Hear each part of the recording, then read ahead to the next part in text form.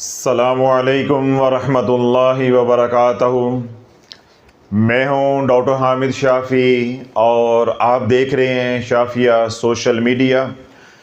Shafia social media के platform पे जो आज सवाल है वो ये है। अस्सलामुअलैकुम हज़रत साहब, अल्हम्दुलिल्लाह पिछले 1.5 साल से शाफिया सोशल मीडिया से वाबस्ता हूँ और 5 अमाल जो आप उम्मत को तलकीन फरमाते हैं वो बाकायदगी से कर रहा हूँ। तमाम वज़ाइफ से मैंने तौबा कर ली है और ज़िंदगी अब बहुत सुखी हो गई है।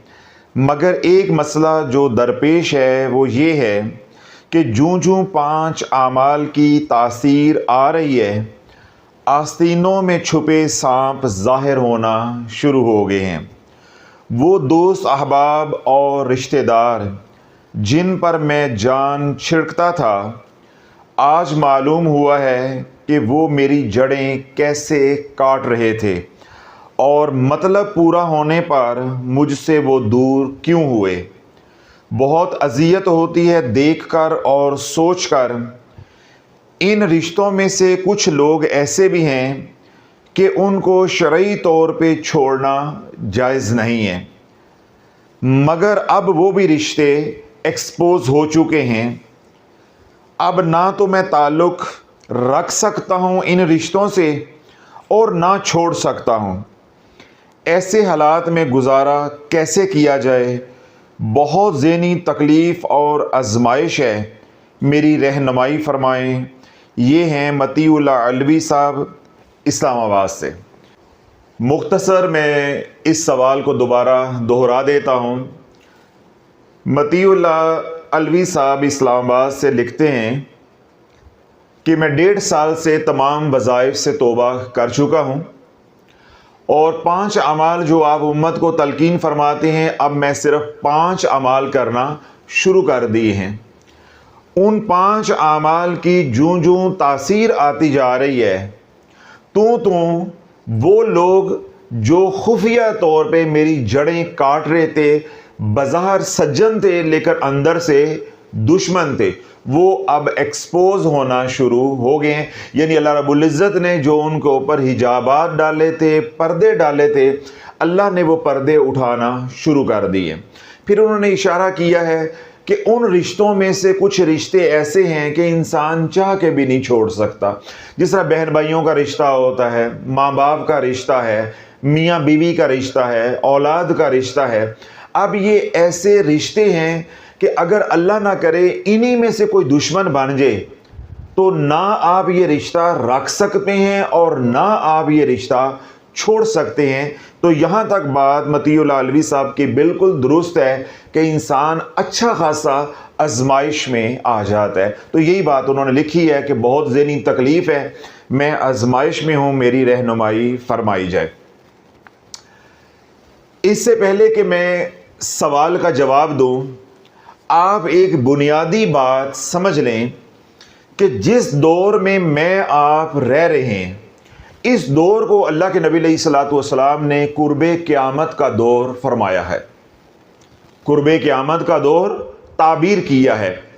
अल्लाह के नबी अलैहिस्सलातु वस्सलाम ने इशारा फरमाया कि कुर्बे क़यामत में दीन पे चलना हाथ में अंगारे लेने के बराबर होगा। यानी आज के दौर में दीन पर चलना इतना मुश्किल है जैसे मुझ आपको कोई कहे कि अंगारों पे चलो। जैसे अंगारों के ऊपर, दहकते हुए अंगारों के ऊपर चलना मुश्किल है, इसी तरह आज के दौर में दीन पे चलना मुश्किल है। जो भी दीन पे आज के दौर में चलेगा, दुनिया उसको छोड़ती जाएगी, लोग उसको छोड़ते जाएंगे। वो लोगों को नहीं छोड़ेगा, लोग ही उसको छोड़ते जाएंगे। बहन भाई ही उसको छोड़ते जाएंगे, रिश्तेदार ही उसको छोड़ते जाएंगे, दोस्त अहबाब ही उसको छोड़ते जाएंगे। यानी वो दुनिया को नहीं छोड़ेगा, जब दीन पर चलेगा आज के दौर में ख़ास तौर पे दुनिया ही उसे छोड़ जाएगी। अब आप समेत दुनिया भर में जो लोग सुन रहे हैं, जो बार बार ये बात कहते हैं कि हज़रत साहब हम तो लोगों को कुछ कहते भी नहीं है, हमने तो किसी का कुछ बिगाड़ा भी नहीं है, मगर लोग ही हमारे से रूठ जाते हैं, लोग ही हमारे से नाराज होते जा रहे हैं। सारे बहन भाई, रिश्तेदार, दोस्त, अहबाब हमें छोड़ते जा रहे हैं। तो आज उन तमाम हजरात को काफ़ी शाफी माफ़ी जवाब मिल जाएगा। इंशाअल्लाह अज़ीज़ आप हजरात की तसल्ली भी हो जाएगी और आपका गम भी गल्त हो जाएगा, इंशाअल्लाह गम भी मिट जाएगा। पहली बात जो मैंने कही, जो हुज़ूर सल्लल्लाहु अलैहि वसल्लम की हदीस पाक की तरफ मैंने इशारा किया कि आज के दौर में अगर आप दीन पर चलने की कोशिश करेंगे, आप दुनिया को नहीं छोड़ेंगे, दुनिया ही आपको छोड़ जाएगी। अब इस फिक्रे को आपने जहन में रखना है और 3 बातें आपने तवज्जो के साथ सुननी है। इन 3 बातों में से पहली बात मौला अली का कौल है, दूसरी बात हुज़ूर सल्लल्लाहु अलैहि वसल्लम का फरमाने वाली शान है, और तीसरी बात वो अमल है जो हमें इस अज़ियत से निकालेगा जिस तरफ मतीउल्लाह अलवी साहब ने इशारा किया है या उन्होंने सवाल किया है। मौला अली वलियों के इमाम फरमाते हैं कि अल्लाह रब्बुल इज़्ज़त की सुन्नत यह है कि अल्लाह रब्बुल इज़्ज़त का तरीका यह है कि अल्लाह 2 मोहब्बत करने वाले दिलों को, मुखलस दिलों को जुदा नहीं करता। जुदाइयां डालना, नफरतें डालना, दूरियां डालना ये शैतान का काम है, ये रहमान का काम नहीं है। 2 दिल जो आपस में मोहब्बत करते हैं, प्यार करते हैं, या 2 फर्द जो आपस में मुखलस है, अल्लाह उनके ऊपर अपनी रहमत की तजल्ली फरमाता है और उनके दिलों को मजीद मजबूती के साथ जोड़ता है। लेकिन इन दोनों में से कोई एक, मौला अली फरमाते हैं, अगर मुनाफिक हो जाए, अल्लाह दोनों के दरमियान में जुदाइयां डाल देता है। अल्लाह कभी भी मुखलस दिल को मुनाफिक के दिल के साथ जुड़ने नहीं देता। तो अल्लाह, अगर आपको मौला अली का ये फरमान, मौला अली का ये कौल समझ आ गया है, तो फिर आपके दिल को सुकून आ जाना चाहिए कि जो आपको छोड़ रहे हैं, आप उन्हें नहीं छोड़ रहे, आप उन्हें धोखा नहीं दे रहे, आपने उनके साथ ज्यादती नहीं की, आप उनके साथ मुखलस है, आप उनके लिए कुर्बानियां दे रहे हैं, वो आपको छोड़ रहे हैं। तो अल्लाह वालों, इसके ऊपर वावेला नहीं करना, गमज़दा नहीं होना, रोना और कुरलाना नहीं है, बल्कि सजदाए शुक्र अदा करना है कि मुनाफिक तेरी सफ़ों से निकल रहे हैं, मुनाफिक तेरी सफ़ों से निकल रहे हैं। क्यों? अल्लाह मोहब्बत करने वाले 2 दिलों को जुदा नहीं करता। मैंने क्या कहा कि अल्लाह रब्बुल इज़्ज़त तजल्ली फरमाता है और उनका ताल्लुक और मजबूत हो जाता है। मगर इन दोनों में से अगर कोई मुनाफिक हो गया, इधर वाला या इधर वाला, अब अल्लाह इन 2 दिलों को कभी जुड़ने नहीं देगा। क्यों? अल्लाह रब्बुल इज़्ज़त की सुन्नत यह है कि अल्लाह मुखलस को मुनाफिक के करीब नहीं जाने देता, बल्कि उससे दूर कर देता है। तो यूं जो लोग आपको छोड़ते जा रहे हैं बिला वजह, तो आप अल्लाह का शुक्र अदा करें कि आप मुखलस हैं और वो मुनाफिक हैं। तो अल्लाह आपके रिश्तों को मुनाफिकीन से पाक कर रहा है। अगली बात, ये जो मौला अली का कौल है, इस कौल को मैंने 20 बार अपने बयानात में समझाया है। जब मैंने रजत के ऊपर बयानात किए तब भी ये मजमून समझाया। उसके बाद एनर्जी सेंटर्स कैसे एक्टिवेट होते हैं, एनर्जी सेंटर्स कैसे काम करते हैं, जब इन मौज़ूआत के ऊपर बयानात किए तो तब भी मैंने ये नुक्ता समझाया। रिश्तों के लिए एनर्जी का एक होना जरूरी है। रिश्तों के लिए, यानी रिश्तों का निभाव अगर करना चाहते हैं, दोस्त के साथ दोस्ती रखना चाहते हैं, इस तरह माँ बाप के साथ ताल्लुक़ रखना चाहते हैं, बीवी के साथ ताल्लुक़ रखना चाहते हैं, औलाद के साथ ताल्लुक़ रखना चाहते हैं, या औलाद माँ बाप के साथ ताल्लुक़ रखना चाहती है, या जहाँ जहाँ जो जो आपका रिश्ता है, उस रिश्ते को आप कायम करना चाहते हैं तो आपकी एनर्जी एक होना जरूरी है।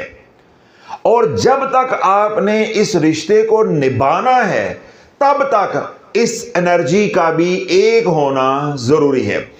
जब एक शख्स मुखलस होगा उसकी एनर्जी पॉजिटिव होगी, और एक शख्स बेईमान हो जाता है, मुनाफिक हो जाता है, अंदर से दगा कर रहा है, तो उसकी एनर्जी हो गई नेगेटिव। अब ये पॉजिटिव एनर्जी वाला नेगेटिव एनर्जी के साथ नहीं रह सकता, या ये नेगेटिव एनर्जी वाला शख्स इस पॉजिटिव एनर्जी वाले के साथ निभा नहीं कर सकता। दोनों रिश्तों के दरमियान या दो अफराद के दरमियान एनर्जी का एक होना जरूरी है। चाहे दोनों नेगेटिव एनर्जी हो तो दोनों का निभाव होगा, इसी तरह या दोनों हो तो पॉजिटिव एनर्जी वाले हों तो उनका निभाव होगा। मैं आपको अपनी एक बात सुनाता हूं। जब मेरा निश्तर में एडमिशन हुआ, यानी मैं तुर्की से मुल्तान आया, यानी निश्तर आ गया, तो हमारा 17 मई को पहला दिन था निश्तर में। अब कोई इस्लामाबाद से है, कोई कराची से है, कोई लाहौर से है, कोई मुल्तान से है, कोई कोटअद्दू से है, यानी पूरे पाकिस्तान से, पर्टिकुलरली यानी ख़ास तौर पे पूरे पंजाब से लोग होते हैं। आज बल्कि गिलगित से एक मरीज़ आया हुआ था, तो मैं उससे पूछा था डॉक्टर असगर का क्या हाल है, वो मेरा क्लास फेलो है। तो इस तरह मुख्तलिफ इलाकों से लोग होते हैं, कोई किसी को जानता नहीं होता। आज पहला दिन है, और पहला दिन भी क्या है, क्लास का पहला दिन नहीं है बल्कि रिपोर्ट करना है, तो कोई किसी को नहीं जानता। मैंने देखा कि 2-2:30 बजे के बाद जब ऑफिस टाइम खत्म हुआ, हम रिपोर्ट करके फारिग हुए, अब हॉस्टल अलॉटमेंट का वक्त आ गया। यानी जो बाहर के लोग हैं उन्होंने हॉस्टल लेना है, तो हॉस्टल अलॉटमेंट का वक्त आ गया। अब कुछ समझ नहीं आ रहा कि किसके साथ पेयरिंग करें, किसके साथ हॉस्टल अलॉट करवाएं, यानी कमरा अलॉट करवाएं, क्योंकि जान पहचान तो है नहीं। मगर वो तमाम अफराद जो सिगरेट पीने वाले थे, और एक दो हमारे क्लास फेलो उस जमाने में भी पीने वाले भी थे, वो सारे इकट्ठे हो गए। इकबाल हाल में वो सारे इकट्ठे हो गए। आज तक मुझे ये बात याद है कि सिगरेट ने उनको पल भर में इकट्ठा कर दिया। वो जो नशई थे, उस जमाने में तो शराब थी, आजकल तो आइस नशा आ गया, तो जो एक दो पीने वाले थे और साथ जो सिगरेट पीने वाले थे 5-6, वो सारे इकट्ठे हो गए। उन्होंने 2 कमरे, यानी हर कमरे में 3-3 2 कमरे अलॉट करवा लिए, और बाकी जो हमारी तरह के थे वो परेशान खड़े हैं, उसके साथ मैं पेयर करूं या इसके साथ मैं पेयर करूं। अब आप देखो कि उनकी एनर्जी एक थी, चाहे वो नेगेटिव थी, वो इकट्ठे हो गए। जो हम जैसे थे उनमें से किसी की पॉजिटिव एनर्जी थी, किसी की कम पॉजिटिव एनर्जी थी, किसी की थोड़ी सी नेगेटिव एनर्जी थी, तो हमारी आपस में बन नहीं रही। तो लोगों यही बात मैंने समझाने की कोशिश की है। चाहे रिश्ता पॉजिटिव एनर्जी वालों का है तो उनकी पॉजिटिव एनर्जी दोनों की एक होना, मेंटेन होना, बरकरार रहना जरूरी है अगर रिश्ते का निभा चाहते हो।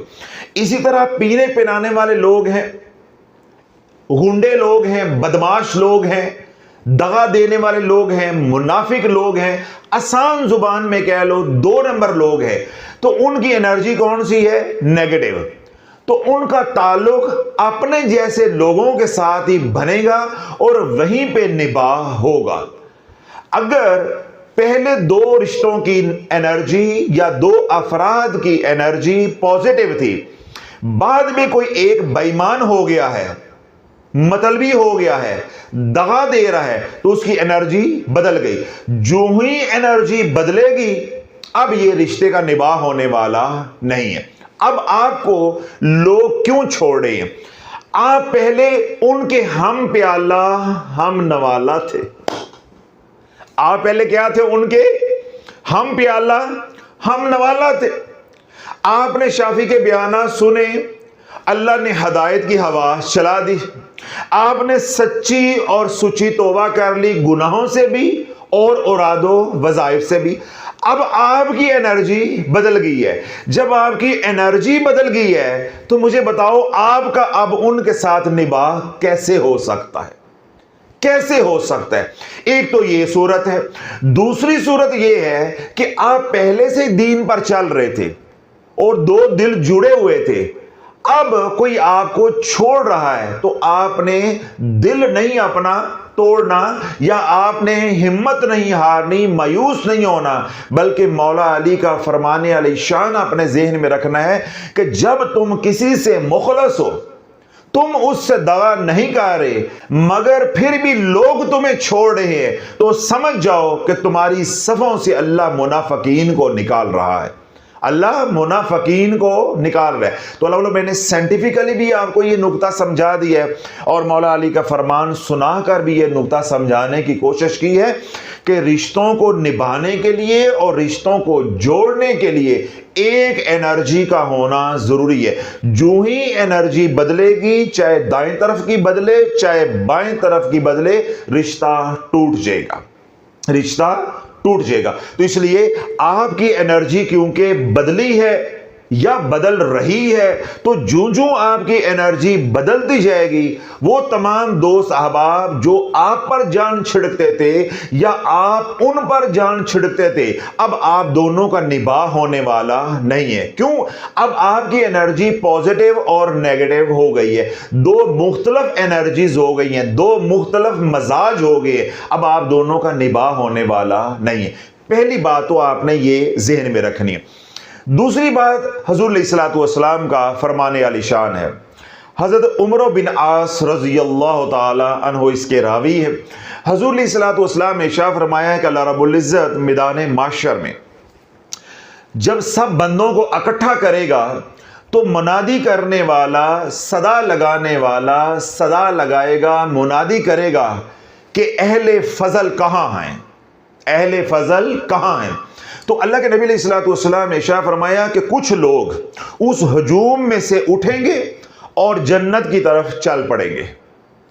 मुनादी करने वाला क्या कहेगा कि अहले फजल कहाँ हैं, तो हजूम में से कुछ लोग उठेंगे और वो जन्नत की तरफ चल पड़ेंगे।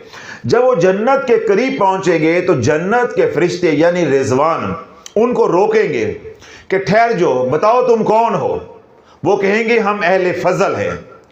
अब वो फरिश्ते, वो रिजवान पूछेंगे तुम्हारा फजल क्या है, तो वो जवाब देंगे कि दुनिया में लोग हमारे साथ ज्यादती करते रहे, दुनिया में लोग हमारे ऊपर जुल्म करते रहे, दुनिया में हमारे ऊपर लोग काला जादू करते रहे, हमारे से पैसा लिया पी लिया, हमारी बेटी का रिश्ता लिया फिर हमें जलीलो ख्वार किया, हमारे से मकान दुकान किराए पे ली उस पे कब्जा कर लिया, हमारे पे तोहमतें लगाई, यानी हमें जलीलो ख्वार किया, मगर हम उनके गुनाहों को दरगुजर करते रहे, हम उनकी खताओं को माफ करते रहे।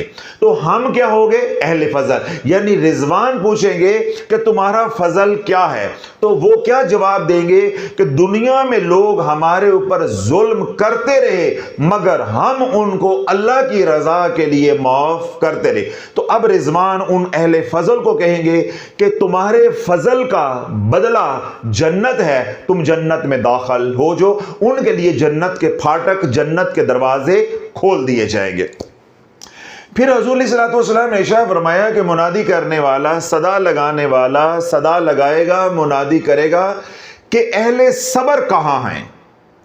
पहले क्या सदा लगी है? अहले फजल कहाँ हैं। अब दूसरी सदा लगने जा रही है कि अहले सबर कहाँ है।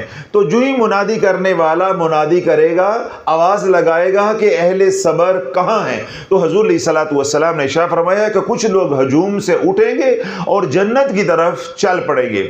जन्नत के फरिश्ते रिजवान उनको रोकेंगे कि बताओ तुम कौन हो, तो वो क्या कहेंगे? हम अहले सबर है। तो फरिश्ते पूछेंगे तुम्हारा सबर क्या था दुनिया में, तो वो कहेंगे कि अल्लाह ने हमारी जान पे, माल पे, औलाद पे, ईमान पे, इज्जत पे आजमाइशें डाली, मुसीबतें भेजी, तकलीफों को भेजा, बलाओं को भेजा, हम महज अल्लाह की रजा के लिए सबर करते रहे, यानी अल्लाह के फैसलों पे हमने एतराज नहीं किया, बल्कि अल्लाह के फैसलों पर हम राजी रहे। अल्लाह ने जिस हाल में हमें रखा हम उसका शुक्र अदा करते रहे। तो फरिश्ते क्या कहेंगे कि तुम्हारे सब्र का बदला जन्नत है, तुम जन्नत में दाखिल हो जाओ। तो पहला काम क्या हो गया? अहले फजल का दरगुजर करना। दूसरा काम क्या हो गया? अहले सब्र का, कि जिन हालात के अंदर अल्लाह ने रखा है उन हालात के अंदर शिकवा नहीं करना, बल्कि अल्लाह की रजा पे राजी रहना है। अल्लाह के महबूब अलैहिस्सलाम ने इरशाद फरमाया कि फिर मुनादी करने वाला, सदा लगाने वाला सदा लगाएगा, मुनादी करेगा कि अहले मोहब्बत कहां हैं, अहले मोहब्बत कहां है। तो हुजूर अलैहिस्सलाम ने इरशाद फरमाया कि हजूम में से कुछ लोग खड़े होंगे और जन्नत की तरफ चल पड़ेंगे। जन्नत के फरिश्ते रिजवान उनको रोकेंगे कि तुम कौन हो? वो कहेंगे हम अहले मोहब्बत हैं। हम कौन हैं? अहले मोहब्बत है। फरिश्ते पूछेंगे कि तुम्हारी मोहब्बत क्या है? वो कहेंगे हम दुनिया में महज अल्लाह की रजा के लिए एक दूसरे से प्यार करते रहे हैं, महज अल्लाह की रजा के लिए दुनिया में एक दूसरे से मोहब्बत करते रहे हैं। अल्लाह के महबूब अलैहिस्सलाम ने इरशाद फरमाया कि फरिश्ते उनको कहेंगे कि तुम्हारी मोहब्बत का बदला जन्नत है, तुम जन्नत में दाखिल हो जाओ। अल्लाह, ये हदीस पाक जिसका मफ़हूम मैंने आप हजरात के सामने रखा है, अगर आपने तवज्जो के साथ सुना है तो सारी कहानी आपको समझ आ गई है। रिश्ते टूट क्यों रहे हैं वो पहले मैंने बात समझा दी है मौला अली का फरमान सुना के। अब हमने काम कौन कौन से करने हैं ये बात भी मैंने समझा दी है हुजूर अलैहिस्सलाम का फरमान आली शान सुना के, कि आपने मतीउल्लाह अलवी साहब की तरह 3 काम करने हैं कि जो लोग आप पर जुल्म कर रहे हैं उनको अल्लाह की रजा के लिए माफ करते जाओ, और जिस हाल में अल्लाह ने रखा है लोग छोड़ रहे हैं, जो कुछ तुम्हें कह रहे हैं उसे बर्दाश्त करो, यानी सब्र करते जाओ। और जो रिश्ते बच गए हैं मगर अब काबिल एतमाद नहीं रहे, जिस तरह अलवी साहब ने कहा कि कुछ रिश्ते ऐसे हैं कि शरण भी हम उनको छोड़ नहीं सकते। अब उन्होंने क्योंकि दगा दिया है या दगा दे रहे हैं, एक्सपोज हो गए हैं, मगर हम उनको छोड़ नहीं सकते, तो अल्लाह की रजा के लिए उनसे मोहब्बत करते रहो। अल्लाह बोलो ये 3 काम करते रहोगे, जो जालिमीन हैं उनके जुल्म को माफ करते रहोगे महज अल्लाह की रजा के लिए, और जो तुम्हारे ऊपर हालात हैं या आएंगे उनके ऊपर सब्र करते रहोगे, और महज अल्लाह के लिए, अल्लाह की मखलूक से, अल्लाह के बंदों से जैसे भी वो हैं प्यार करते रहोगे, तो तुम्हारा इनाम या तुम्हारा मकाम या तुम्हारा ठिकाना जन्नत है, तुम्हारा ठिकाना जन्नत है। अब अल्लाह, ये जो मैंने मौला अली का फरमान सुनाया है मसले की तशखीस के लिए, और हुजूर अलैहिस्सलाम का फरमान अली शान सुनाया है कि आपने कौन कौन से 3 काम करने हैं। अब ये 2 फरमान सुन के आपको सब्र आने वाला नहीं है, आपका काम बनने वाला नहीं है, ना आप तशखीस पे ठहरेंगे, आपको इस्तकामत होगी, आपका गम खत्म होगा, और ना ही आपसे इन 3 बातों पे अमल होगा। क्यों? आप निडाल हैं गम से, आप अजियत में, अलवी साहब की तरह तकलीफ में हैं। अब इस तकलीफ से निकलने के लिए आपको अल्लाह का जिक्र करना होगा। अला बिज़िक्रिल्लाहि तत्माइन्नुल कुलूब, अला बिज़िक्रिल्लाहि तत्माइन्नुल कुलूब। अब जो जिक्र बताने जा रहा हूं या अमल बताने जा रहा हूं या आपका पसंदीदा लफ्ज वजीफा बताने जा रहा हूं, वो ये है कि हमने ऐसा अमल करना है, वो लोग या वो रिश्ते जो हमें किसी गलत फहमी की बुनियाद पे छोड़ गए या किसी की लगाई बुझाई की वजह से हमें छोड़ गए, उस जिक्र की बरकत से वो वापस आ जाए, उस जिक्र की बरकत से वो वापस आ जाए। और जो मजीद हमें छोड़ना चाहते हैं, हमारे से बेवफाई करना चाहते हैं, किसी गलत फहमी की बुनियाद पे वो हमारे से ताल्लुक तोड़ने से बचे। इस जिक्र का नफा ये होगा। और जिक्र कौन सा है? मौला अली फरमाते हैं कि जब सैयदना अजीज अलैहिस्सलाम को बादशाह वक्त ने कुएं में डाला, यानी सजा देने के लिए कुएं में डाला, तो आपके ऊपर 4 या 5 दिन के भूखे शेर मुसल्लत कर दिए, यानी उनको भी साथ कुएं में डाल दिया। तो 4 या 5 दिन के बाद बादशाह ने अपने करिंदों को कहा कि जिस कैदी को कुएं में डाला गया था, अगर उसके कोई निशानात रह गए हैं, यानी गोश्त पोस्ट रह गया है, कपड़े रह गए हैं, हड्डियां रह गई हैं, कोई निशानात रह गए हैं, तो उन निशानात को मेरी बारगाह में पेश किया जाए। जब करिंदे उस कुएं पे पहुंचे तो उन्होंने क्या देखा कि सैयदना अजीज अलैहिस्सलाम पुरसुकून बैठे हैं और आपके पांव मुबारक को शेर चाट रहे हैं, यानी पांव के तलवे शेर चाट रहे हैं। जब करिंदों ने आके ये खबर बादशाह को दी तो बादशाह के ऊपर लर्जा तारी हो गया कि जिसको मैंने कुएं में डाला है या जिसको मैं सजा दे रहा हूं, यह कोई मामूली आदमी नहीं है। तो फौरन उसने हुक्म दिया कि उस कैदी को निकाला जाए। जब सैयदना अजीज अलैहिस्सलाम को निकाला गया और बादशाह के दरबार में पेश किया गया, तो बादशाह ने 10 बस्ता अर्ज की कि सिर्फ मुझे यह बता दें कि आप कौन सा अमल कुएं में बैठकर करते रहे हैं कि शेर आपके मती हो गए हैं, कि बजाय कि वो आपको चीर फाड़ देते, आपको नोचते, वो तो आपके पांव के तलवे चाटते रहे हैं, आपको कोई 5 दिन में 4 दिन में नुकसान नहीं पहुंचाया। आप कौन सा अमल करते हैं या कौन सा अमल कुएं में करते रहे हैं कि जिस अमल ने आपको महफूज रखा है। तो सैयदना अजीज अलैहिस्सलाम ने बादशाह वक्त को मुखातिब होकर फरमाया कि मैं कुएं में रब की तारीफ में लगा रहा हूं और अल्लाह मेरी हिफाजत में लगा रहा है। मैं कुएं में बैठकर रब की तारीफ करता रहा हूं, अल्हम्दुलिल्लाह अल्हम्दुलिल्लाह अल्हम्दुलिल्लाह का विर्द करता रहा हूं, अल्हम्दुलिल्लाह का जिक्र करता रहा हूं, अल्हम्दुलिल्लाह का वजीफा करता रहा हूं।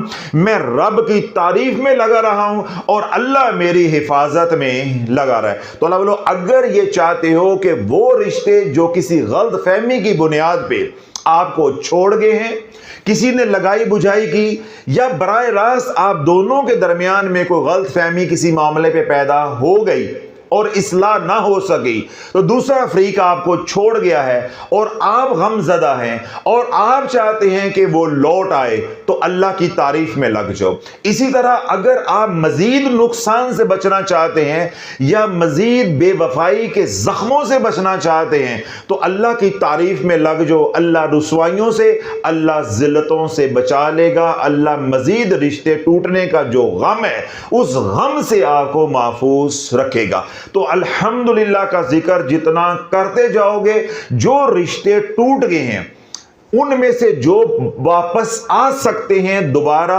आपके साथ जुड़ सकते हैं या रिश्तों का दोबारा निभाह हो सकता है, इस जिक्र की बरकत से वो रिश्ते इंशाअल्लाह वापस आ जाएंगे। यानी जो छोड़ गए हैं वो लौट आएंगे, जो छोड़ गए हैं आपको वो लौट आएंगे। इस तरह माँ बाप हैं, उनकी औलाद छोड़ गई है, तो इंशाल्लाह जब अल्हम्दुलिल्लाह का जिक्र कसरत के साथ करोगे तो औलाद लौट आएगी। इस तरह किसी की औलाद है, औलाद के साथ माँ बाप नाराज हैं, तो औलाद ये जिक्र करे, अल्लाह माँ बाप का दिल नरम कर देगा। मियाँ बीवी के दरमियान में रंजिशें पैदा हो गई हैं और जुदाइयों तक बात पहुँच गई है या खुला तलाक तक बात पहुँच गई है, तो अल्हम्दुलिल्लाह का जिक्र करो, अल्लाह कलूब को नरम फरमा देगा। दोस्त अहबाब के साथ आपकी अनबन हो गई है, दोस्त अहबाब के साथ आपकी बिगड़ गई है और दूरियां आ गई हैं, मगर आप दूरियां नहीं चाहते, आप ताल्लुक निभाना चाहते हैं, तो अल्लाह दिन रात अल्हम्दुलिल्लाह का जिक्र करते रहो। अल्लाह रब्बुल इज्जत दूरियां मिटा देगा और दिलों को जोड़ देगा। और जो चले गए हैं, अल्लाह उनके कुलूब को भी नरम कर देगा, उनको भी छोड़ने का या बेवफाई करने का पुछतावा होगा। एक दिन वो आएंगे और तेरे तलवे चाटेंगे, वो तेरे तलवे उसी तरह चाटेंगे जैसे सैयदना अजीज अलैहिस्सलाम के पांव के तलवे शेर चाटते रहे। क्यों? जब तू रब की तारीफ में लग जाएगा तो मखलूक फिर तेरी तारीफ में लग जाएगी। जब तू रब की पाकी बयान करना शुरू कर देगा तो मखलूक तेरे ऐब नहीं ढूंढेगी, मखलूक भी तेरी खूबियां ढूंढेगी। जब तू रब की किबरियाई को बयान करना शुरू कर देगा, तू कहेगा कि मेरा अल्लाह सबसे बड़ा है, तो मखलूक तुझको बड़ा समझना शुरू हो जाएगी। मैंने ऐसी पते की बात आपको 3 फिक्रों के अंदर समझा दी है, लेकिन समझ आपको कोई नहीं आई। आपके चेहरे बता रहे हैं आपको समझ नहीं आई। आप जब रब की तारीफ पे लग जाओगे, अल्हम्दुलिल्लाह अल्हम्दुलिल्लाह अल्हम्दुलिल्लाह, जब आप रब की तारीफ पे लग जाओगे तो अल्लाह अपनी मखलूक को तेरी तारीफ पे लगा देगा। जब आप सुभान अल्लाह का जिक्र करोगे, रब की पाकी बयान करना शुरू कर दोगे, तो वो दोस्त अहबाब, वो रिश्तेदार जो तेरे ऐब देखकर तुझे छोड़ गए, वो फिर तेरे ऐब नहीं देखेंगे बल्कि तेरी खूबियां पहचानने की कोशिश करेंगे। इसी तरह जब आप अल्लाह अकबर, अल्लाह की किबरियाई को बयान करना शुरू कर दोगे, अल्लाह अकबर का जिक्र करना शुरू कर दोगे, तो वो रिश्तेदार, वो दोस्त अहबाब जो तुझे हकीर समझते थे, अब तुझे बड़ा समझना शुरू कर देंगे, अब तुझे अफजल समझना शुरू कर देंगे। अल्लाह बोलो, ये 3 अज़कार अल्हम्दुलिल्लाह, सुभान अल्लाह, अल्लाह अकबर, ये रिश्ते जोड़ते भी हैं और रिश्ते निभाते भी हैं। यानी इन 3 अज़कार का फैजान दिलों को जोड़ता भी है, मजबूत भी करता है और हिफाजत भी करता है। जब तुम अल्हम्दुलिल्लाह का जिक्र छोड़ोगे, अल्लाह की तारीफ करनी छोड़ दोगे, तो मखलूक तुम्हारी तारीफ करना छोड़ देगी, फिर तुम्हें इज्जत मिलने वाली नहीं है। आज हर बंदा आकर ये कहता है, हजरत साहब कोई ऐसा तस्खीर का अमल दे दें कि मखलूक तस्खीर हो जाए, दफ्तर में मेरी इज्जत हो, ससुराल में मेरी इज्जत हो, घर बार में मेरी इज्जत हो, कारोबार की जगह मेरी इज्जत हो, मस्जिद में खानका में मेरी इज्जत हो, बाजार में मेरी इज्जत हो। अल्लाह वालों, बता तो रहा हूं, तुम अल्लाह की तारीफ पे लग जाओ, मखलूक तुम्हारी तारीफ पे लग जाएगी। ये सादा सादा वजीफा है, सादा सादा फार्मूला है। जब तुम रब की तारीफ से गाफिल हो जाओगे, अल्लाह मखलूक को तुझसे गाफिल कर देगा। As you sow shall you reap, जो तुमने बोना है वो ही काटना है। तुम अल्लाह की तारीफ पे लग जाओ, मखलूक तुम्हारी तारीफ पे लग जाएगी। तुम उठते बैठते अल्लाह के गुण गाओ, जिसका खाते हो उसी का बोलो, अल्हम्दुलिल्लाह अल्हम्दुलिल्लाह अल्हम्दुलिल्लाह। लोग तेरे बारे में अच्छे कालिमात कहना शुरू कर देंगे, तुझे इज्जत मिल जाएगी। तुझे सूरत कौसर पढ़ने की जरूरत नहीं पड़ेगी, तुझे सूरतुल मोमिनून की आखिरी 4 आयात पढ़ने की जरूरत नहीं पड़ेगी, तुझे 55 रुपए का रसाला लेकर घोल कर पीने की जरूरत नहीं पड़ेगी। शाफी सीधा सीधा फार्मूला तुझे बता रहा है, किसी के पास जाने की जरूरत नहीं है। तुम रब की तारीफ में लग जाओ, मखलूक तुम्हारी तारीफ में लग जाएगी। तुम सुभान अल्लाह के जिक्र में मगन हो जाओ, अल्लाह की पाकी बयान करना शुरू कर दो, लोग तुम्हारे फिर ऐब नहीं देखेंगे, ऐब होंगे। हर बंदे में कोई ना कोई ऐब होता है, बेऐब तो सिर्फ अल्लाह की जात है। अल्लाह अपनी खुदाई में बेऐब है और उसका मुस्तफ़ा अपनी मुस्तफ़ाई में बेऐब है। बाकी हर बंदे के अंदर कोई ना कोई छोटा मोटा ऐब है। ऐब मुझ आप में मौजूद हैं और होंगे, मगर जब हम सुभान अल्लाह का जिक्र शुरू कर देंगे, अल्लाह की पाकी बयान करना शुरू कर देंगे, तो अल्लाह की मखलूक फिर हमारे ऐबों की तरफ तवज्जो नहीं करेगी, बल्कि हमारी खूबियों की तरफ तवज्जो करेगी। हमारा रब सत्तारी वाला मामला फरमाएगा, हमारे ऐबों के ऊपर पर्दे डालता जाएगा और हमारी खूबियों को हमारे रिश्तेदारों, दोस्त, अहबाब के सामने नुमायां करता जाएगा। उनके ऊपर जो पर्दे डले हैं हैं यानी खूबियों के ऊपर, अल्लाह वो हटाता जाएगा। तो हम मखलूक हमारी खूबियों की तरफ मतवज्जे हो जाएगी। तो जब हम किसी की खूबियों की तरफ मतवज्जे होंगे तो क्या होगा, हम मुतासिर होंगे। जब हमारे दोस्त अहबाब मुतासर होंगे या हम उनसे मुतासर होंगे, दिल मजीद जुड़ जाएंगे, रिश्ता मजीद मजबूत हो जाएगा। इसी तरह जब हम अल्लाह की किबरियाई को बयान करना शुरू कर देंगे, चलते फिरते उठते बैठते अल्लाह अकबर अल्लाह अकबर अल्लाह अकबर का जिक्र करेंगे कि अल्लाह सबसे बड़ा है, अल्लाह सबसे बड़ा है, अल्लाह सबसे बड़ा है। जब हम रब की यूं किबरियाई को बयान करना शुरू कर देंगे तो अल्लाह की मखलूक तुझे बड़ा समझना शुरू कर देगी।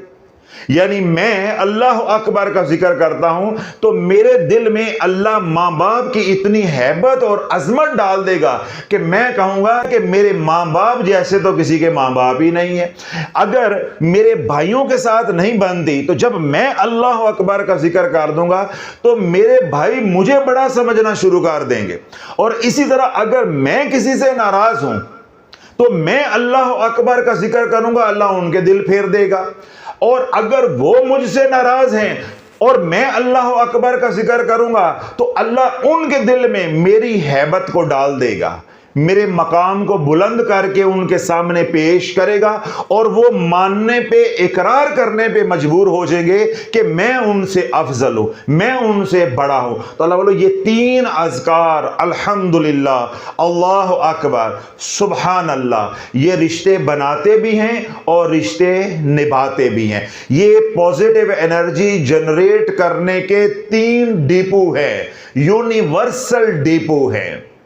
जब आप इन तीन डिपो के साथ अपना ताल्लुक मजबूत करोगे, इन तीन प्रोडक्शन सेंटर्स के साथ अपना ताल्लुक मजबूत करोगे, यानी सुभान अल्लाह, अल्हम्दुलिल्लाह, अल्लाह अकबर का जिक्र कसरत से करोगे तो अल्लाह जुदाई के गम से आपको महफूज रखेगा। ये जो रिश्ते टूटने वाला, लोगों के छोड़ने वाला गम है, या दूरियों वाला गम है, नफरतों वाला गम है, या बेवफाई का गम जो आपको खाए जा रहा है, अल्लाह इस गम से आपको महफूज रखेगा। और जो आपके अंदर तमा है या आपकी ख्वाहिश है कि मुझे खानदान में इज्जत मिले, मुझे माशरे में इज्जत मिले, मुझे दफ्तर में इज्जत मिले, बेटियां कहती हैं हमें ससुराल में इज्जत मिले, तो मैंने क्या आज फार्मूला दिया है कि आप रब की तारीफों पे लग जाओ, ससुराल तुम्हारी तारीफों पे लग जाएगा। तुम रब की तारीफों पे लग जाओ, फैक्ट्री मालकान और वहां की लेबर तुम्हारी तारीफों पे लग जाएगी। तुम कबीले के सरदार हो, तुम अल्लाह की तारीफों में लग जाओ, अल्हम्दुलिल्लाह के जिक्र में मगन हो जाओ, सारा कबीला सरदार की तारीफों में लग जाएगा। इसी तरह आप सुभान अल्लाह के जिक्र में लग जाओगे तो मखलूक तुम्हारे ऐब नहीं, तुम्हारी खूबियां ढूंढने में लग जाएगी। और तीसरी बार तुम अल्लाह अकबर के जिक्र में लग जाओगे। आज जो तुम्हें हकीर समझते हैं, कमीना समझते हैं, छोटा समझते हैं, कमी समझते हैं, कल तुम्हें वो बड़ा समझना शुरू हो जाएंगे। जब अल्लाह अकबर की तजल्ली पड़ेगी, उसका फैजान आपको नसीब होगा, अल्लाह इज्जतें देकर दिखाएगा, अल्लाह तुझे बड़ा बनाकर दिखाएगा। इसी तरह जब सुभान अल्लाह की तजल्ली पड़ेगी, उसके अनवार व तजल्लियात तुम्हें मिलेंगे, उसका फैज तुम्हें मिलेगा, तो अल्लाह तेरे ऐबों पे पर्दे डाल देगा, तेरी खूबियों को नुमायां कर देगा, लोग तेरे से मुतासिर होना शुरू हो जाएंगे। और इसी तरह जब तुझे अल्हम्दुलिल्लाह का फैजान मिलेगा तो लोग तेरी तारीफों के पुल बांधना शुरू हो जाएंगे। तुझे किसी भी किस्म का तस्खीर का अमल करने की जरूरत नहीं है, तुझे महज जिक्र करने की जरूरत है। अल्हम्दुलिल्लाह, सुभान अल्लाह, अल्लाह अकबर। मतीउल अलवी साहब हो या आप में से कोई हो, जो ये चाहता है माशरे में इज्जत हो, बेटियों की इज्जत हो, खानदान में इज्जत हो, दोस्त अहबाब में इज्जत हो, अगर इज्जत चाहते हो तो तब भी ये तीन अज़कार करने हैं। रिश्ते निभाना चाहते हो तब भी आपने यही तीन अज़कार करने हैं। और अगर आप सरदारी चाहते हो, अल्लाह मुझे सरदारी दे बेमिसलो मिसाल, तब भी आपको ये तीनों अज़कार करने होंगे। तो आप हजरात को भी इन तीनों अज़कार की इजाजत है, इनकी कोई तादाद नहीं है। क्यों? जिक्र के बारे में रब क्या फरमाता है? या अय्युहल्लज़ीना आमनू ज़कुरुल्लाह ज़िक्रन कसीरा, ए ईमान वालो कसरत से अल्लाह को याद करो, यानी अल्लाह का जिक्र करो, जितना जिक्र कर सकते हो करो, कोई शराइत नहीं। पाकी ना पाकी, वजू बगैर वजू, चलते फिरते उठते बैठते हर हाल में अल्हम्दुलिल्लाह अल्हम्दुलिल्लाह अल्हम्दुलिल्लाह, अल्लाह अकबर अल्लाह अकबर अल्लाह अकबर, सुबहान अल्लाह सुबहान अल्लाह सुबहान अल्लाह। इन तीनों अज़कार को जोड़कर करो, सुबहान अल्लाह अल्हम्दुलिल्लाह अल्लाह अकबर। इस तरह भी ठीक है। अलग अलग करना चाहते हो, सुबहान अल्लाह की तस्बीह कर लो, फिर अल्हम्दुलिल्लाह की तस्बीह कर लो, फिर अल्लाह अकबर की तस्बीह कर लो। और अगर आप वक्त का तयन करके करना चाहते हो कि मैं दिन के अव्वल हिस्से में अल्हम्दुलिल्लाह का जिक्र करूंगा, दिन के आखिरी हिस्से में सुबहान अल्लाह का जिक्र करूंगा, और रात को मैं अल्लाह अकबर का जिक्र करूंगा, या इतनी इतनी तादाद में मैं करूंगा, या मैं जोड़ कर करूंगा, ये आप जानो और आपका रब जाने। वमा तौफीकी इल्ला बिल्लाह, ये अल्लाह सोना हम सबको जो है वो तौफीक अता फरमाए कि हम दिन रात रब का जिक्र करें, अल्हम्दुलिल्लाह अल्लाह अकबर सुबहान अल्लाह। जब आप ये जिक्र करते रहोगे तो आपके अंदर इतनी हीलिंग एनर्जी जनरेट होती रहेगी कि आपके तमाम एनर्जी सेंटर्स वो एक्टिवेट कर देंगे, हीलिंग एनर्जी से सैचुरेट कर देंगे, और आपके अंदर इतनी कशिश पैदा हो जाएगी। मैंने क्या कहा, जो छोड़ गए हैं वो भी मुड़ मुड़ कर देखते रहेंगे कि मुझे लिफ्ट कराए, मैं वापस आ जाऊं। तो जो उनमें से बेहतर होंगे आपके लिए, अल्लाह उनको वापस लौटा देगा। और जो पर तोल रहे हैं तुझे छोड़ने का, अब तेरे अंदर इन तीन अज़कार की वजह से इतनी कशिश पैदा हो गई है, अब वो चाह के भी तुझे छोड़ नहीं पाएंगे। तो यूं आप मतीउल्लाह अलवी साहब की तरह इस अजियत और तकलीफ से महफूज रहेंगे। जो तो अभी तक इस अजियत, इस आजमाइश, इस तकलीफ से बचे हुए हैं, वो भी ये तीन अज़कार करें, और जिनके साथ ये मामला दरपेश है, यानी जो अजियत में मुब्तला हैं, वो भी ये जिक्र करें। अल्लाह मुझे भी, आपको, दुनिया भर में जो लोग सुन रहे हैं, ये तीनों अज़कार दिन रात करने की तौफीक अता फरमाए। इसके साथ आपने कोई वजीफा नहीं करना, वही 5 अमाल जो उम्मत को बताता हूँ, वही आपने 5 अमाल करने हैं। हर नमाज के बाद हसार करेंगे, खिजरी अमल या हसार नबवी अलैहिस्सलाम। 2 हसार के तरीके मैंने बताए हैं जो दुनिया भर में लोग कर रहे हैं अल्हम्दुलिल्लाह। अगर तो आपको मालूम है खिजरी अमल क्या है या हसार नबवी अलैहिस्सलाम क्या है, तो बहुत अच्छी बात है। अगर आप पहली बार यहाँ तशरीफ़ लेकर आए हैं आज, या सोशल मीडिया पे कोई आज पहली बार सुन रहा है, तो आप यूट्यूब पे जाएं, वहाँ लिखे हैं हसार नबवी अलैहिस्सलाम डॉक्टर हामिद शाफी, वो बयान सामने आ जाएगा। छोटा सा क्लिप है, वो सुने, आपको मालूम हो जाएगा कि हसार नबवी में क्या पढ़ा जाता है, बदनी और रूहानी हसार कैसे करते हैं।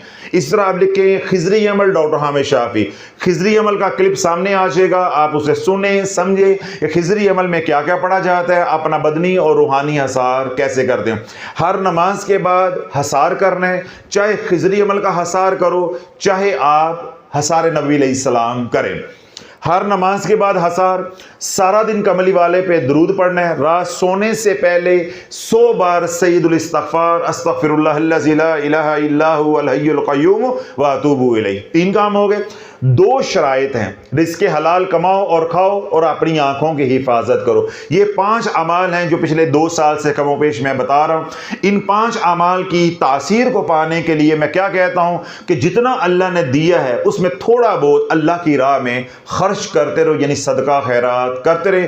सुबह में या शाम में जब आसानी हो, मा तयस्सरा मिनल कुरान, कुरान की तिलावत करते रहना है। यानी जो अज़कार मैंने बताए हैं, सुबहान अल्लाह, अल्हम्दुलिल्लाह, अल्लाहु अकबर, उसके साथ सिर्फ ये 5 अमाल करने हैं, कोई वजीफा नहीं करना। इंशाअल्लाह अल्लाह इस दुनिया में भी इससे देगा, और अल्लाह आखिरत में भी अपने महबूब अलैहिस्सलातु वस्सलाम की शफात नसीब फरमाएगा। तो अगर तो ये पाकीज़ा, सादा, आसान और कामयाब जिंदगी चाहते हो, तो जो मैंने पैकेज दिया है इसको तहे दिल से कबूल कर लो, इसको सिद्के दिल से कबूल कर लो और अपनी ज़िंदगी को सुखी बना लो।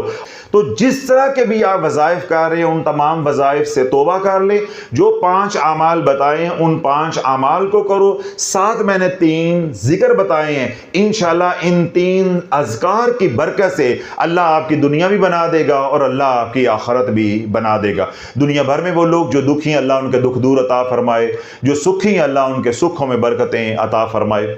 वो तमाम हजरात जिनको अल्लाह रब्बुल इज़्ज़त ने नेमतों से सरफराज फरमाया है अल्लाह बरकतें भी अता फरमाए, अल्लाह हंडाना भी नसीब फरमाए। दुनिया भर में वो लोग जो बीमार हैं, घरों में हैं या अस्पतालों में हैं, बदनी बीमार हैं या रूहानी बीमार हैं, मर्द हैं, औरतें हैं, बच्चे हैं, बूढ़े हैं, शहरी हैं या देहाती हैं, अरबी हैं या अजमी, अल्लाह सबको सेहत वाली, सलामती वाली, खैर वाली, बरकत वाली हयाती अता फरमाए। अल्लाह सबको शिफाए कामिला अजला अता फरमाए। दुनिया भर से वो लोग जो शाफिया रूहानी सेंटर पे आते हैं, खानका दारुल शिफा में आते हैं, सिलसिला आलिया कादरिया शाफिया में मुरीद है या शाफिया सोशल मीडिया के मुतल्लकीन है, मुहिब्बीन है, मुखलिसीन है, अल्लाह सब की जान की, माल की, औलाद की, ईमान की, इज़्ज़त की हिफाजत फरमाए। दुनिया भर से वो लोग जिन्होंने हमें दुआओं के लिए कहा है अल्लाह हमारी इल्तिजाओं को उनके हक में कबूल व मंजूर फरमाए। दुनिया भर में वो लोग जो हमारे से मोहब्बत करते हैं, प्यार भरी दुआएं करते हैं या अपने मकाम पे रहते हुए दावत व तबलीग का काम कर रहे हैं या खानगा की माली बदनी वक्ती खिदमत करते हैं, अल्लाह उनको हर तरह के शर से, मर्ज से, कर से महफूज फरमाए। जो हमने मांगा अल्लाह वो भी अता फरमाए। जो हम मांगना चाहते थे, हमारी ज़रूरतें हैं मगर हम किसी उज़र की वजह से मांग ना सके, अल्लाह बिन मांगे हम सबको अता फरमाए। सुबहान रब्बिक रब्बिल इज़्ज़त। बिस्मिल्लाह शरीफ, मगर तस्बीह के साथ बिस्मिल्लाह शरीफ नहीं पढ़नी। ये हैयत है, ये खिज़री अमल की एक शक्ल है जो मुझे अता हुई, मुझ तक पहुंची। अब मैंने क्या किया, ऊपर मैंने कर दिया दुरूद इब्राहिम अव्वल व आखिर। लोगों ने एतराज किया कि हर सूरत के साथ या आयत के साथ बिस्मिल्लाह शरीफ है तो कलमे से पहले बिस्मिल्लाह शरीफ क्यों नहीं पढ़ सकते? भाई पढ़ लो। कलमा पूरा क्यों नहीं पढ़ सकते? तस्बीह पूरी क्यों नहीं पढ़ सकते? तीसरा कलमा पूरा क्यों नहीं पढ़ सकते? जब जलील किया तो मैंने कहा पढ़ लो। या मैं खुद इस तरह कर देता हूं तो उसका नुकसान क्या होगा या नतीजा क्या निकलेगा? जो मेरे पीछे सैयदना खिज़र अलैहिस्सलाम का हाथ है, हुज़ूर अलैहिस्सलाम का हाथ है, वो हट जाएगा। क्यों? ये अमल अब उनका नहीं रह गया, ये अमल बदल गया, ये पासवर्ड बदल गया। मैंने पासवर्ड आपको दिया था 112233, आपने कुछ और बना लिया। अब आप जानो और आपका काम जाने। तो अगर तो दरमियान में आपने जलील होके मरना है, सारे जमाने की बलाएं अपने अंदर समोनी हैं, तो खिजरी अमल में रद्दो बदल कर लो। जिस तरह लोग कहें उनको खुश करने के लिए अदल बदल करते जाओ। लोग खुश हो जाएंगे, तुम टुंगे जाओगे। और अगर आप इन तमाम परेशानियों से, आजमाइशों से, तकलीफों से, सजाओं से बचना चाहते हो तो फिर अमीन बनकर रहना है, खाइन नहीं बनना। जैसे खिजरी अमल मुझे अता हुआ, मैं उम्मत को बता रहा हूं, आपको मिला है, आपने हूबहू इसको आगे पहुंचाना है, उसकी आपको इजाजत है। अब आप इसके आगे कलमा शरीफ लगा दें, इसके पीछे कलमा शरीफ लगा दें। जिस तरह शुरू में लोगों ने मेरे पे सवालों की बौछार या एतराज़ात की बौछार की, जिसको मैं कह रहा हूं कि मुझे जलील करके रख दिया। फिर जो जिसने कहा मैं आपको पढ़ो पढ़ो ऐश करो। क्यों? मैंने कहा कि मुझे छोड़ते नहीं थे। एतराज पे एतराज, एतराज पे एतराज कि दुरूद इब्राहिम बहुत फजीलत वाला। मैंने कहा पढ़ो। तीसरा कलमा पूरा नहीं पढ़ सकते, मैंने कहा पढ़ो। फिर पढ़ते रहे हैं, फिर उतरते रहे हैं। अल्लाह बोलो, जिस घर के अंदर असेब है वो अभी एक बार ही कहता है ला इलाहा इल्लल्लाह, अभी दुरूद शाफिया कबीर पूरा भी नहीं पढ़ता, हलचल मच जाती। फिर जब अल्हम्दुलिल्लाह 1 साल, 1.25 साल के बाद उम्मत की तरबियत हो गई, लाखों लोग हमारे साथ जुड़ गए, उनको मेरी सोच समझ आ गई, फिर मैंने बार बार इस नुक्ते को वाज़ेह किया जिस तरह आज भी कर रहा हूं कि भाई अमलियात की दुनिया में बुनियादी असूल ये है कि अमल के अंदर आप रद्दो बदल नहीं कर सकते।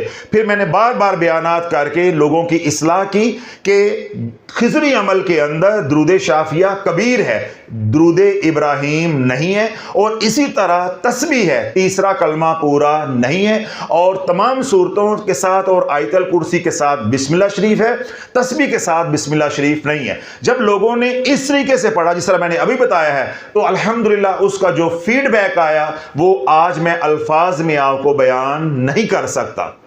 अल्लाह ना करे पहले वो दुरूद इब्राहिम पढ़ रहे थे, बिस्मिल्लाह शरीफ पढ़ रहे थे, तीसरा कलमा पूरा पढ़ रहे थे, वो कोई गुनाह का काम नहीं कर रहे थे, शरायत के खिलाफ जा रहे थे, शरायत के खिलाफ जा रहे थे।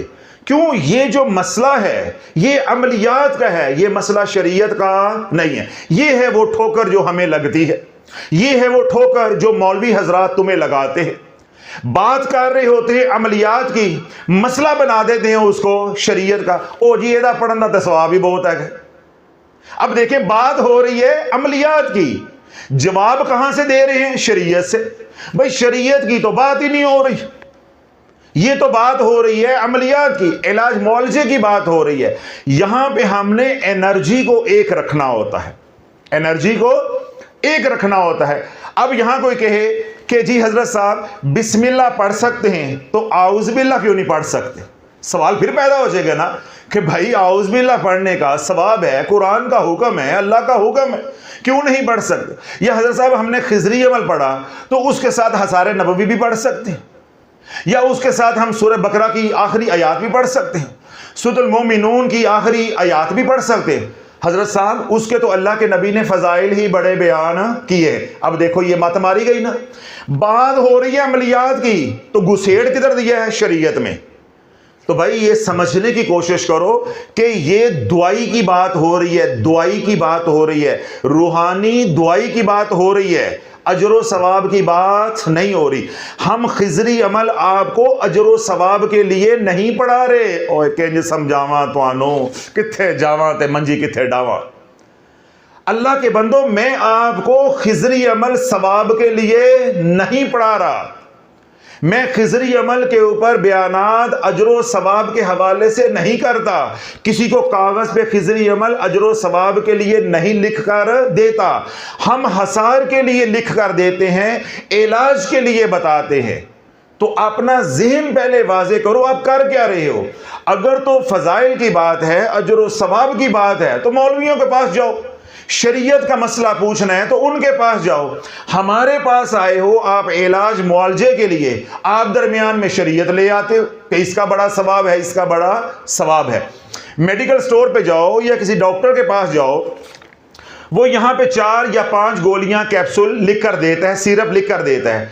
वहां पे बहस करोगे कि फुला सिरप भी लिख दें उसका बड़ा अजर सवाब है, इसके साथ फुला टैबलेट नहीं मैं ले सकता डॉक्टर साहब उसका बड़ा अजर सवाब है, या उसके बड़े नफ़े हैं, या उसका बड़ा हेल्दी इम्पैक्ट जो है वो आता है, मुझे बड़ा नफ़ा होता है। करोगे बात, करोगे बात। तो जितनी बात कही जाए अमलियात की दुनिया में, या आप बदनी इलाज करवाने के लिए गए, जितनी बात आपका मुआलिज कहे उतनी पे अमल करो। आगे मजीद उसमें ना कमी करनी है ना आपने इजाफा करना है। अगर आप कलमा शरीफ लगाते हैं, आउज़ बिल्लाह लगाते हैं, तीसरा कलमा पूरा कर देते हैं, उसे तस्बीह नहीं रहने देते, उसको कलमा शरीफ पूरा बना देते हैं, या कोई और तरमीम करते हैं, अमेंडमेंट करते हैं, आप जानो, आपका काम जाने। ना मैं जिम्मेदार हूं और ना ही मेरी तरफ से इजाज़त रहेगी, और ना ही जो गायबी निज़ाम आपकी हिफाजत कर रहा है वो हिफाजत करेगा। अभी मैंने क्या बात कही कि अल्हम्दुलिल्लाह 2.25 साल होने को हैं आप लोगों को भी, और 13 साल हो गए हैं वैसे मुझे खिजरी अमल बताते। कोई एक बंदा दुनिया भर में कह दे कि खिजरी अमल पढ़ते पढ़ते उसे नुकसान हो गया है। हालांकि यह भी वजीफा है, जब तमाम शराइत के साथ, लवाजमात के साथ आप पढ़ोगे, अदबो अदाब के साथ पढ़ोगे, क़यामत तक भी पढ़ते रहो, रत्ती बराबर भी आपका कोई नुकसान हो जाए, कोई हर्ज हो जाए, शाफी आज भी जिम्मेदार है, क़यामत वाले दिन भी जिम्मेदार है। अगला सवाल उनका यह था कि खिजरी अमल 2 या 3 टाइम पढ़ने की इजाज़त अनायत फरमा दें। देखिए 3-4 बयानात मैंने किए हैं पिछले दिनों में, उन बयानात में मैंने ये बात या ये नुकता वाज़े करने की कोशिश की है कि शरीयत की रूह के मुताबिक और अमलियात के इल्म के मुताबिक जो हसार होता है वो सुबह शाम का अमूमी तौर पे होता है। यानी हसार का इन्हिसार आपकी नीयत के ऊपर है। आप सफ़र पे जा रहे हैं, आपने 4 घंटे बाद आ जाना है, तो आप नियत कर सकते हैं आने और जाने की। जो ही आप वापस आएंगे हसार खुद ब खुद ही खत्म हो जाएगा। इसी तरह कोई आप रियाजत कर रहे हैं, तो जब तक आप रियाजत करते रहेंगे तो आप नियत करेंगे रियाजत की। आपका वजीफा है, आपका चिल्ला है, आपका अमल है आधे घंटे का या 2 घंटे का, वो हसार होगा 2 घंटे का। मगर जो अमूमी तौर पे हम हसार करते हैं हिफाजत के लिए, वो होता है सुबह और शाम। सुबह आप बाद नमाज फजर हसार करेंगे, वो मगरब तक चलेगा। मगरब पे जो आप हसार करेंगे वो फजर तक चलेगा। अगर आपका रूहानी इलाज मुकम्मल हो गया है, मैंने आपको कह दिया है कि no you are super fit, आपको फर्क कर दिया है, तो आप खिजरी अमल सुबह शाम भी पढ़ सकते हैं। 3 टाइम की जरूरत भी नहीं है, आप सुबह शाम भी पढ़ सकते हैं। सुबह शाम ही एनफ होगा। क्यों? अब आप नॉर्मल लाइफ एंजॉय कर रहे हैं। मैंने आपको क्लियर कर दिया है कि अब आपके ऊपर नेगेटिव एनर्जी नहीं है, रजत नहीं है, जादू नहीं है, हर तरह आप क्लियर हैं। अब आप बिल्कुल नॉर्मल लाइफ एंजॉय करें। अब आपने खिजरी अमल सुबह शाम पढ़ना है तब भी ठीक है, हर नमाज के बाद पढ़ना है तब भी ठीक है। अब आप मेरी बात के या किसी असूल के पाबंद नहीं हैं। तो खिजरी अमल नॉर्मल लोगों के लिए या रूटीन में सुबह शाम ही काफ़ी है। अगर मैंने आपको आज तक यहां पे आप आते हैं शाफिया रूहानी सेंटर में, या आपका ऑनलाइन इलाज मेरे से चल रहा है और अभी तक मैंने आपको क्लियर नहीं किया, इस दौरान अगर आप खिजरी अमल 5 से 3 पर लेकर आओगे तो जो कुछ भी होगा उसके जिम्मेदार आप होंगे, मैं जिम्मेदार नहीं होऊंगा। सारे इलाज पे पानी फिर गया, सब कुछ रिवर्स हो गया, या आप खिड़की में आ गए, या आपकी ढोलकी की बजाय ढोल बजना शुरू हो गया, तो शाफी लाला जिम्मेदार नहीं है। क्यों? मैंने डोज बताई है हर नमाज के बाद। आपने अपनी मर्जी के मुताबिक 2 दफा कर लिया, अपनी मर्जी के मुताबिक 3 दफा कर लिया, तो जिसकी मर्जी है जिम्मेदारी भी उसकी होगी। मेरी मर्जी क्या है? हर नमाज के बाद। क्यों? खिजरी अमल हसार भी है और इलाज भी है। जब आप सिर्फ इसको 2 दफा या 3 दफा करोगे, ये हसार तो बन जाएगा मगर इलाज नहीं होगा। इलाज नहीं होगा। आपको तो हसार का इल्म नहीं है। आप तो पढ़ रहे हो कि हमारी जान छूटे मुसीबतों से, हमारा इलाज हो, तो इलाज नहीं होना। जब तक आप 5 दफा नहीं पढ़ोगे इलाज नहीं होना। हां, इसके अंदर जो रायतें हैं वो मैंने पहले भी आपको बताई हैं, आज भी दोहरा देता हूं। अमूमी तौर पे जोहर की नमाज हो गई, असर की नमाज हो गई और मगरिब की नमाज हो गई, और कभी कभार इशा की नमाज, वरना ज्यादातर जोहर की नमाज, असर की नमाज, इन 2 नमाजों के साथ मसला होता है। क्यों? हम कारोबार में मशगूल होते हैं, खवातीन भी, घर में बच्चे आते हैं, खाना पकाना, खाना देना, खाना भेजना, खवातीन भी कामकाज में मशगूल होती हैं। अब मैंने जोहर की नमाज पढ़ी, जोहर की नमाज पढ़ के मैं खिजरी अमल पढ़ने लगा ही था तो मेहमान आ गए, या किचन में काम करना था खवातीन ने, वो खवातीन किचन में चली गई। अब खिजरी अमल पढ़ना था, उसके बाद बातों में लग गए या कोई और मसरूफियत ऐसी आ गई, खिजरी अमल पढ़ना आप भूल गए। जब याद आया तो वजू खत्म हो चुका था। कोई परेशानी की बात नहीं है, आप वजू के बगैर भी खिजरी अमल पढ़ सकते हैं। नमाज के घंटे बाद भी पढ़ सकते हैं, नमाज के 2 घंटे बाद भी पढ़ सकते हैं, नमाज के 15 मिनट बाद भी पढ़ सकते हैं। जब असर की अजान हो रही हो उस वक्त याद आ जाए तब भी पढ़ सकते हैं। ये आपको रायत है। अगली बात, अगर आप पढ़ रहे हैं, 7 बातें कर रहे हैं, सूरत एक आध ज्यादा हो जाती है, 7 की बजाय 8 हो जाती है और 7 की बजाय 6 हो जाती, कोई परेशानी की बात नहीं है, कोई परेशानी की बात नहीं। इस तरह तस्बीह पढ़ रहे थे, पढ़ते पढ़ते ज्यादा पढ़ गए या 5 बार पढ़ी, कोई परेशानी की बात नहीं, मगर छुट्टी नहीं है, छुट्टी नहीं है। 2 बातें या 2 रायतें। तीसरी रायत, आपने जोहर के बाद खिजरी अमल पढ़ना था, किसी भी वजह से आप नहीं पढ़ पाए, अब असर हो गई, असर के बाद आप 2 बार पढ़ ले, असर के बाद आप 2 बार पढ़ ले। जब मैंने ये रायत दी तो मेरी इस रायत का लोगों ने नाजायज फायदा उठाने की कोशिश की। उन्होंने कहा हजरत साहब ये नहीं हो सकता कि मगरिब पे 5 दफा इकट्ठे ही पढ़ ले, पीछे से एक नूरा उठी और एक नूरा उठा उन्होंने नारा लगाया, शाफी साहब असी भी आए हैं। मैं क्या, हाँ की कहते हो, रात सौन तो पहला 5 बार इकट्ठा ना पढ़ लीजिए। यानी वो ढील देने का नुकसान ये हुआ जैसे जूता टूट जाए, उसको टांका ना लगवाया जाए और इस्तेमाल किए जाए, वो खुलता जाता है। तो मैंने जरा सी ढील दी, वो इतना खुले कि पीछे से नूरा ने और नूरी ने क्या कहा कि जी वो रात सौन तो पहला 5 बार इकट्ठा नहीं पढ़ सकते। भाई आपको डॉक्टर ने दवाई दी है सुबह दोपहर शाम। अब डॉक्टर को आप फोन करके कहो, क्यों वैसे तो वो लम्हा डाल देगा ना, फोन करके कहो कि डॉक्टर साहब हम ये तीनों खुराकें रात को इकट्ठी नहीं ले सकते, वहां ज़हन चलता है, वहां इस तरह का काम नहीं करेंगे। अल्लाह वालों वही दवाई जो आप सुबह दोपहर शाम ले रहे हो, जिस तरह डॉक्टर ने बताई है वो नफा देगी। वही दवाई जब आप 3 खुराकें इकट्ठी लोगे वो ओवरडोज होने की वजह से रिएक्ट कर जाएगी। इसी तरह खिजरी अमल जब अपने अपने वक्त पे पढ़ोगे ये नफा देगा।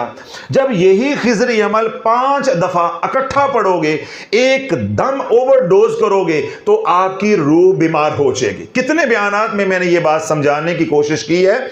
अगर आप आधी रोटी खाओगे तो तब भी बीमार हो जाओगे, 4-5 रोटियां इकट्ठी खाओगे तो तब भी बीमार हो जाओगे।